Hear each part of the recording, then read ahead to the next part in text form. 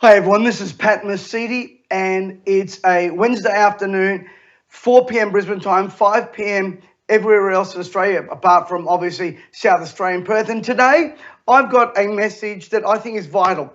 And I want to warn you, I'm going to be showing videos, I'm going to be showing screenshots, because I believe there is a rat. I smell a rat, another rat, just like I smelt that rat when our former Prime Minister went over to the G7 meeting, got his marching orders from the World Economic Forum, and I am smelling a rat over this whole digital identity system. And let me explain. Our nation, Australia, has been assaulted twice, Optus and Medibank, where our data has been exposed to hackers. What I find amazing, with all the technology that we have in our world, with the Australian Federal Police and all of this stuff that we've got out there, ASIO and everything else, they can't find the hackers. They don't know who they are. These are multi-million dollar, billion-dollar corporations that have your actual private medical health phone numbers, licenses in their hot little hands. Watch this. Both Optus and Medibank, I'm telling you, it's a setup.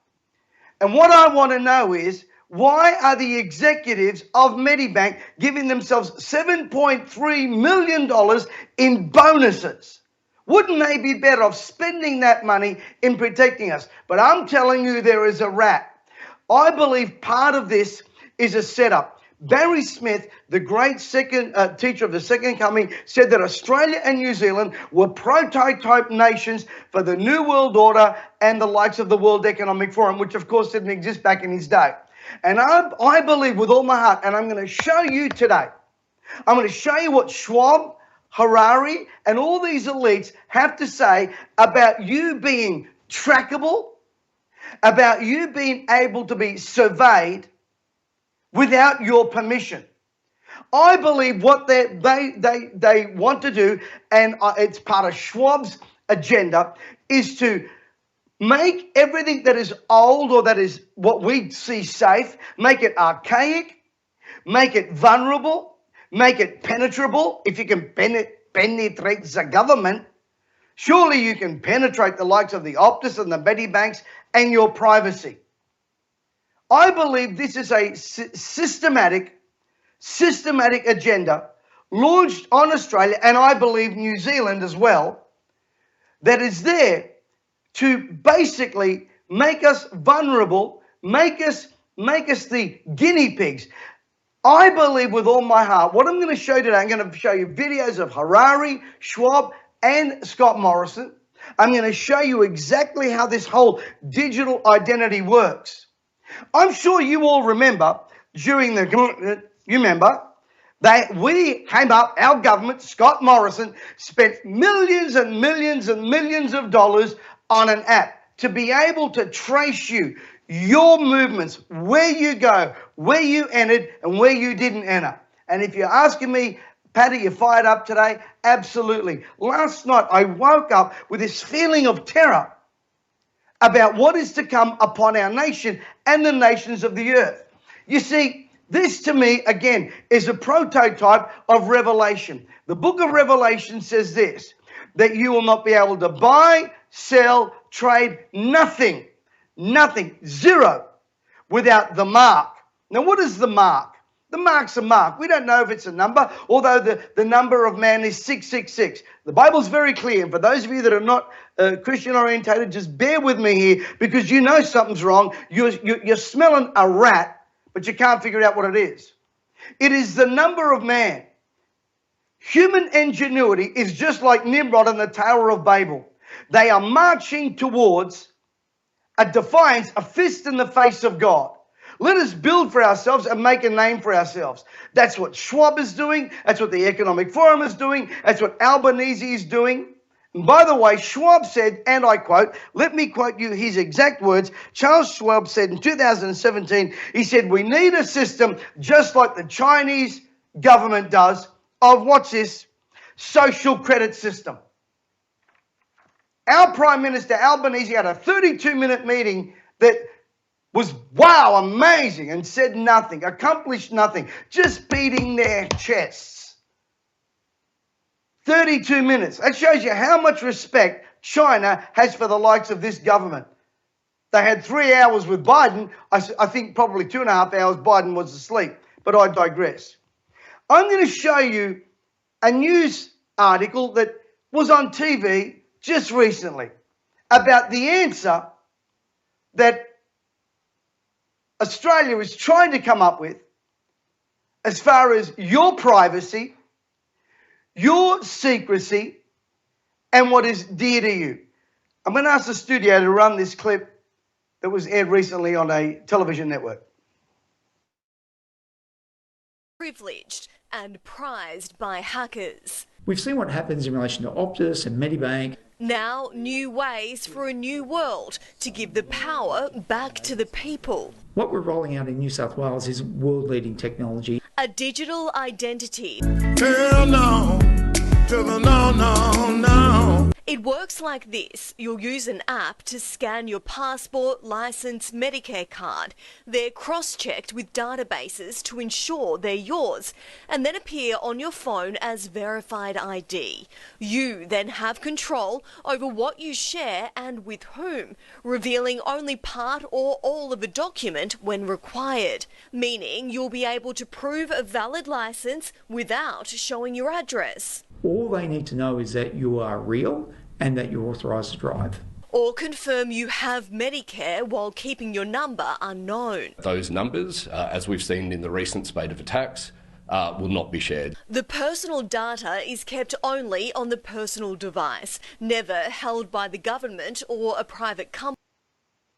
Yes, we've heard that before. Never held by the government. Do you remember the QR coding? Do you remember the apps when it was used by the police force to go and check on criminals and criminals' activity and so forth? And I'm not saying whether that is right and wrong, but let me assure you, what they are doing is building up a system and then they tear it down. Oh, the app didn't work. Do you remember that? Remember the app that we had during the pandemic? Didn't work, fell apart. People weren't using it.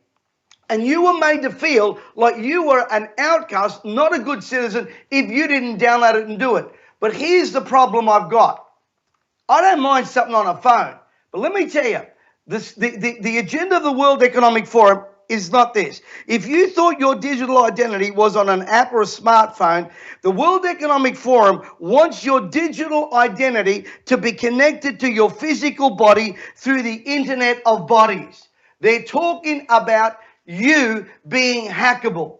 Now, I want to remind all of you exactly what the love child of Klaus Schwab said, Harari, which, by the way, his name, I kind of cringe when I read his name. His name is Yuval Noah Harari. I can assure you this Noah is not building an ark of safety, but he is there to bring in a flood of control. Let me play for you, before I get a bit more of a monologue, of what Harari said at the World Economic Forum and what he said thereafter. Let's run those two videos, please. Data might enable human elites to do something even more radical than just build digital dictatorships. By hacking organisms, elites may gain the power to re-engineer the future of life itself. Because once you can hack something, you can usually also engineer it. Now, in the past, many tyrants and governments wanted to do it, but nobody understood biology well enough, and nobody had enough computing power and data to hack millions of people. Neither the Gestapo nor the KGB could do it. But soon, at least some corporations and governments will be able to systematically hack all the people. And if indeed we succeed in hacking and engineering life, this will be not just the greatest revolution in the history of humanity. This will be the greatest revolution in biology since the very beginning of life 4 billion years ago. For 4 billion years, nothing fundamental changed. Science is replacing evolution by natural selection with evolution by intelligent design. Not the intelligent design of some god above the clouds, but our intelligent design and the intelligent design of our clouds. The IBM cloud, the Microsoft cloud, these are the new driving forces of evolution. Humans are now hackable animals. You know, the whole idea that humans have, you know, they have this soul or spirit and they have free will and nobody knows what's happening inside me. So whatever I choose, whether in the election or whether in the supermarket, this is my free will, that's over. Did you hear what this evil man has said? Firstly, he's shoving a fist in the face of God. That we are gods. We are creating man. We are evolving man. We are. The idea, he says, of your free will, whether election or supermarket, it's gone. It's over. That's what this digital identity is about, folks. That is what this digital identity is about. It is about, what's this? It is about that great reset. Well, we are people of the great resist. The great reset is not a mandate from the people. It's a manufactured ideological concocted ideology by a group of unelected globalists trying to sway their stakeholders and their elites into creating a new economy and social structure out and a destruction of the old. Charles Schwab said, and I quote, Economic Forum, our identity is literally who we are. And as the digital technologies of the fourth industrial revolution advance, our identity is increasingly digital. Remember, this is about hackable human animals. Yuval Noah Harari said, World Economic Forum 2020, if you have enough data about me and enough computing power and biological knowledge, you can hack my body, my brain, and my life. Speaking at the World Economic Meeting in Davos in 2020, Harari announced, this danger can be stated. This danger can be stated in a form of simple equation, which I think might be the defining equation of life in the 21st century. B times C times D equals AH. Let me tell you what it means. It means a rush towards the mark. A rush to, am I saying that the jabathon that we had and everything else was a mark? Absolutely not. Am I saying that this digital identity is the mark? I'm not saying that. But I'm telling you right now, we are rushing headlong towards a slow cooker and a slow burn. It is amazing how through the slow burn of fear, through the slow burn of coercion, through the slow burn of manipulation and media assault on our minds, on our children, people compromised over years and still are. You see, this is a prototype for what is about to come. And if you step out of line, every social media interaction, everything you partake in, every penny you trade, every move you make can be used against you. I want to show you a bit of a diagram here. A bit of a diagram here of the digital identity and how it works. I want you to watch this. It affects financial services, food sustainability, for farmers to verify provenance to produce, to enhance value and traceability, travel and mobility, humanitarian response, social platforms, e-government, who you vote for, who you support, telecommunications and smart cities. This is not just about you being able to use your Medicare or to safeguard your identity. This is about control.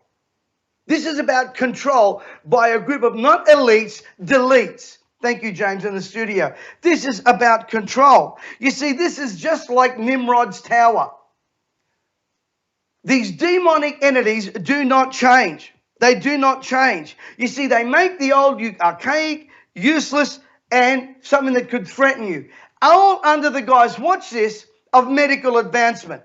People are forgetting right now that the entry point for this spirit is the pharmakia. We saw it before and we're seeing it again. Schwab says that we need a system just like China, a controlled system. I'm here to tell you, folks, those that control the data, even data inside of you, control the policies. Yuval Harari said, and I quote, "You don't need to send in the soldiers if you have the data."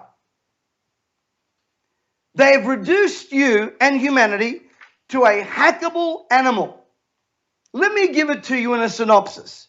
By connecting your every on and offline interaction, the World Economic Forum, WHO, and the World Trade Organization, and of course our governments, every click, every comment, every share you make on social media, every financial transaction you record. That's why they want to get rid of cash. Your location, where you travel, what you buy, what you sell, your personal data, your medical records. I'm not buying this thing that they're going to create an app, especially when it comes from the minister. These guys are not our friends. Your participation in civil functions, your voting, your taxes, your benefits, how much energy you consume, and more. Why? It is the internet of bodies. This is what, it's an amalgamation. Thank you, James. When you hear words like this, you got to see past the rhetoric, folks. I am amazed at how people can be so blind. This is about control. This is about control of what you do, what you spend, what you grow, what you can't grow. You see, the World Economic Forum, in their World Global Risk Report, said in 2019, listen to this statement, 2019, in the Global Risk Report said, authoritarianism is easier in a world of visibility and traceability.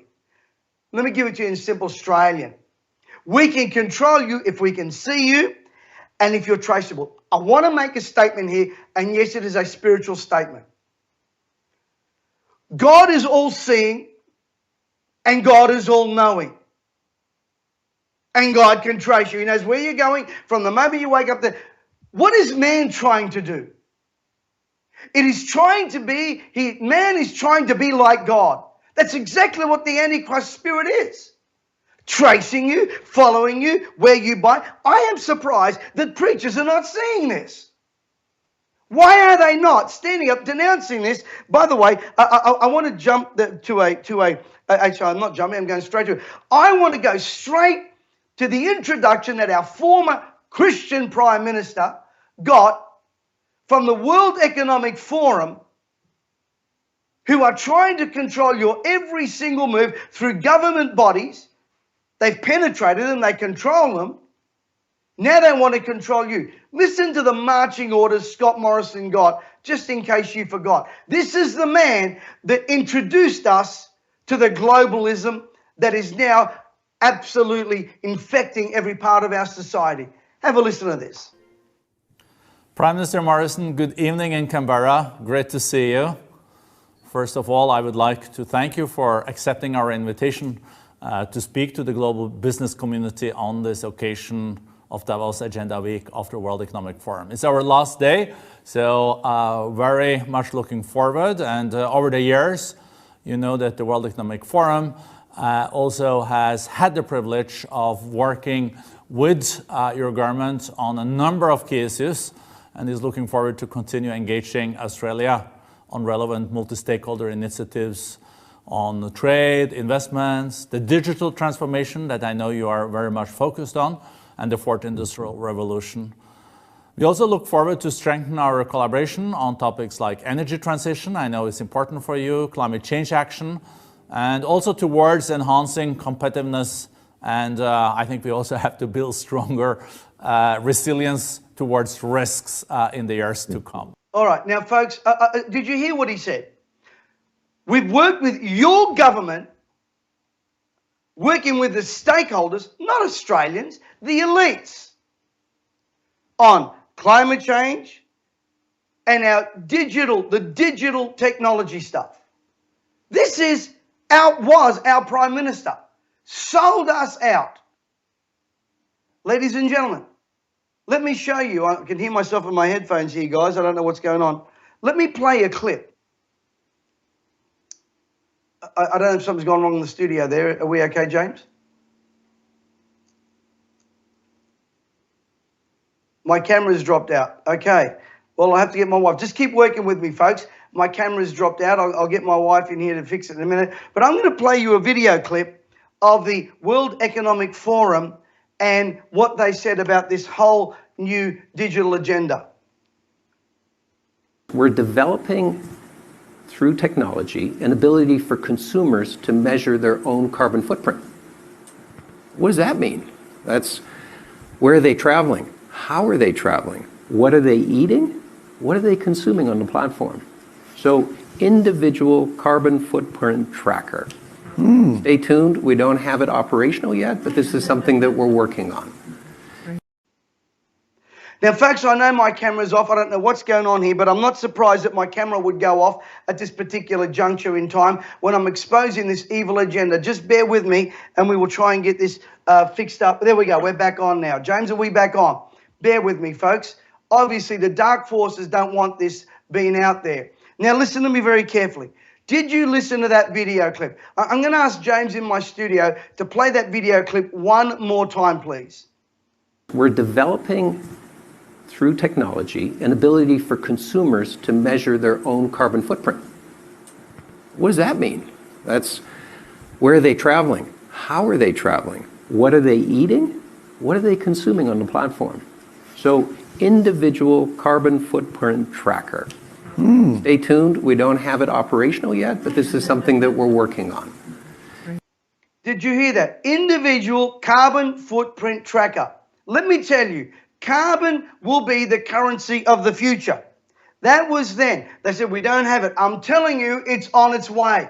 This is all part of their plan. And we need to be alarmed. We need to tell our government, our political leaders, this is not what we signed up for.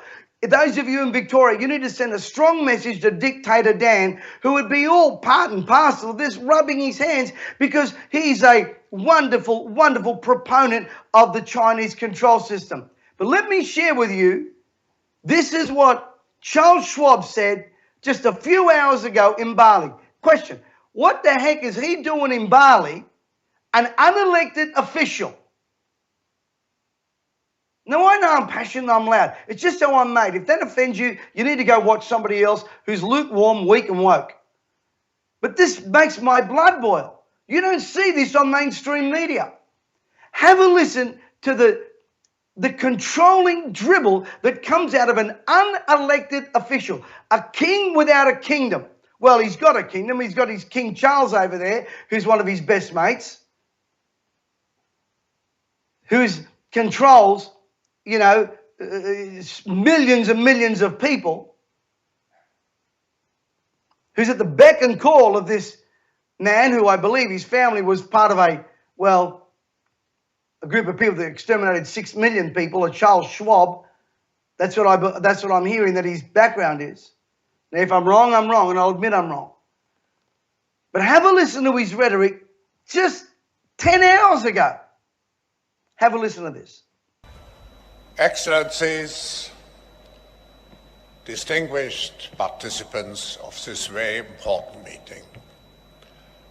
First, of course, if we look at all the challenges, we can speak about a multi-crisis, an economic, a political, a social, an ecological, an institutional crisis. But actually, what we have to confront is a deep, systemic and structural restructuring of our world. James, can you just stop it right there for me? Just stop it right there. We'll come back to it. Did you hear what he just said? A systemic destructuring. That's the plan. Destructure what is stable, what is normal, what we've known to be true. Let's get back to that, to this video clip. Thank you, James, in the studio. And the world will look differently after we have gone through this transition process. Politically, the driving forces for this political transformation is the transition into a multipolar world, which has a tendency to make our world much more fragmented. Okay, I want you to stop there. I want you to stop there. He's already planting the idea of fragmented society. This transition was going to be so wonderful, so ecumenical, so one world, so together, so much better. By the way, going to be a lot of havoc, going to be a lot of pain, going to be a lot of destructuring. This man is telling you what is about to happen. And global leaders sit at his beck and call. Let's keep running the tape, James. This all means, at least at the beginning, a cost burden. Now, if you restructure a company, you write off the costs, and of course, the shareholders are suffering. If you restructure an economy,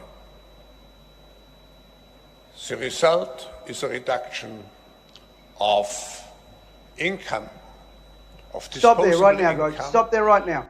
Stop there right now. Thank you, James. When you restructure, when we're doing this great reset, there's going to be a lot of pain and you're going to lose your income. Costs are going up. These are the elites. These are the global elites that trade billions and billions and billions of dollars that you pay for, and they're telling you, we're going to take your income. He's not even hiding it. Keep running the tape, James. Thank you. Which can lead to extensive social tensions, which we see in our world developing now. Stop there, James. Now he's blaming you for the social tensions because you're reacting to their restructuring, taking away your freedoms, taking away what you own, taking away your food. And of course, you're to blame for the social tensions, not them. And he uses the analogy of a business. Do you know why? Let me tell you. In a digital identity system, you become a product and a service. Your individuality as a human being does not exist. You are a number. You are a computer. You are just a mark. That's all you are. And if you don't believe that human beings can stoop to that level, have a look at history. Thank you, James. Let's get back to this despot's evil agenda. Deal with this transition, which may last for several years. Not just applying crisis management, not just reacting, but constructing the future with a purpose. We should use this transition time with a clear concept of what we want to achieve, how we want to come out of this transition time. We want to come out as a more sustainable, more resilient, and more inclusive world. James, I'll just stop it there. I'll just stop it there. We have a clear concept, a more sustainable. Well, there's your climate change agenda.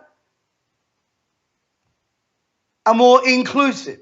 That means if you don't comply to their rhetoric and their language,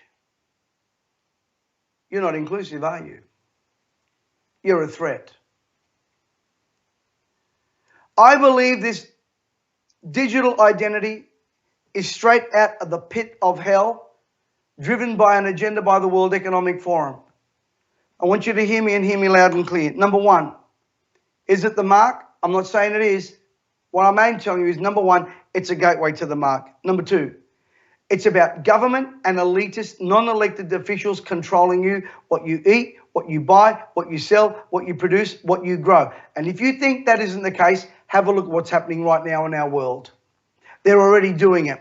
Number three, it's global tracking, global visibility. It will be based on a punishment and reward system. Number four, it is a cooperation between the World Economic Forum, World Trade Organization, every left-wing government that you can imagine, and it is built to dehumanize and robbed you of the individuality which God created you. You were made in the image and likeness of God. You are not an animal. You are not a number. You are not a mark. You are not a hackable commodity. And God knows why most people can't sit there and figure this out. That's why I get a bit toey. People say, oh, you're angry. You're not angry enough. Our preachers aren't angry enough. Where is the outcry from the pulpits? I tell you what, if this was in William Booth's day, Charles Finney day, D.L. Moody day, it wouldn't last. But the weak, woke church has allowed this on their agenda. And lastly, anything you do can and will be used against you because your carbon individual footprint. They've already told you carbon is the new currency. Now, we can throw our arms in the air and go, oh my God, this is so terrible, blah, blah, blah. I'm not saying that to scare you. I'm saying it to prepare you. Prepare yourself in two ways. Number one, spiritually. This coming Sunday, I'm starting my rallies in Hervey Bay. Sunday afternoon, Monday morning, Monday night, Tuesday morning, Tuesday night. There is a link here that you can register if you want. Admission is free. There is no payment necessary. Whether you're a person of faith or not, I want you to come. I will be expanding on this stuff and then some. We need a spiritual awakening. Make no mistake about it. This coming Sunday on Reborn, my great friend Steve Penny is going to bring a great prophetic message to you. You don't want to miss it. Secondly, you've got to prepare yourself economically. You must work while it is still day. You can't throw your arms up in the air and say, well, the digital thing's coming in, it's taken over and blah, blah, blah. And mind you, don't get this mixed up with crypto trading and building yourself an online business. You need to be financially independent of the system. Now, tomorrow, I'm not going to do a big song and dance out of it, but tomorrow, I have one of my very own students who lost her job during the lockdowns in the UK. She decided to fight the system. Single mum, crying, came across an email to attend one of my events. She launched a little business. It's now generated over £1.5 million, a lot more money than what her job would have paid her. She resisted. She implemented. She learned, and she wants to teach you, every single person out there, how you can make some money, and especially before Christmas. Inflation's going through the roof. Interest rates are going crazy. People can't even pay for their energy bills. Well, Elspeth is going to be with us tomorrow morning, tomorrow night, and I know you're going to love her story. This lady is just a single mum. She's not a guru. She's not a superstar. And any of you out there say, oh, this is one of these get-rich-quick things, I don't do get-rich-quick. Listen to me very carefully. When they say to me, how do you get rich quick, Pat? I say slowly. It's a process. So don't any of you ever accuse me of that nonsense, because it's an outright lie. But if you're a good person and you're a good person of faith, a seed of an idea can be built into a business. All you need to understand is that everything you need, you can learn. There is a link here in the chat. I'd encourage you to register before our Zoom closes down. I think there's maybe 50 or 70 odd seats left. It's going to be a great day. Can I encourage you also to follow us on our social media sites? A lot of what I say is not popular. And as I said, if you're scared of my emotion and my passion, you really need to go somewhere else. Because I'm not about to tone down. Matter of fact, I'm about to turn the heat up. Because this is happening right before our very eyes, and our watchmen are saying zero. What it takes is people like Real Rukshan or an RV Enemy or Rowan Dean or a James McPherson. But the rest of the media, and sadly, our spiritual leaders, are quiet, weak, and woke. We need to share this message. I want to encourage you. Share it as far as you can. For those of you that disagree, prove me wrong. Prove me wrong that this is where we're not heading. This is about controlling you. I want to challenge you today to be vigilant. Work while it's still day. Don't be blind. Be awake. And be proactive. I want to thank you for listening. Please share this everywhere and to everyone you can. This is a vital message. It's Pat Mesiti. God bless you. Look forward to seeing you tomorrow and on Sunday.